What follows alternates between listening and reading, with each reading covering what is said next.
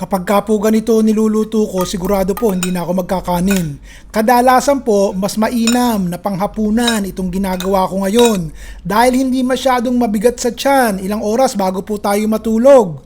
Halos wala na po itong carbohydrates. Kaya yung feeling na parang antok na antok ka pagkakain mo, hindi nyo na po mararanasan. Kasi yung biglang taas ng sugar ng ating katawan, hindi na po aandar. Hindi naman po kinakailangan ganito eksakto ang mga rekado nyo. Pero kung magagawa nyo po ito, masisigurado ko po sa inyo na madalas nyong ilulutuin ito. Yung isang talong lang po, pinirito ko lang. Yun naman pong maliliit na hiwa ng karning baka, pwede nyo namang palitan ng kahit na anong protina ang gusto nyo sa salad. Pinirito ko lang po, tinimplahan ko lang po ng asin, paminta, konting asukal. Ang beef po ay matutubig-tubig sa una, pero once na matuyo ito, magmamantika na po at matutusta, tsaka nyo po hanguin.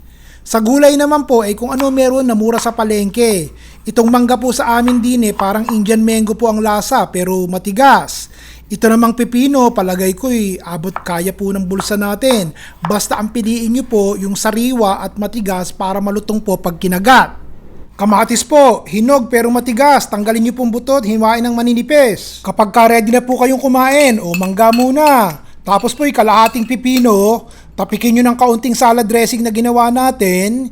Isunod po ang kamatis, piniritong talong, lagyan po ulit ng katitik na salad dressing. Yung natitirang pipino, haluin nyo muna ng kamay na kahoy, salad dressing pa ulit, panghuli po yung tinustang karne.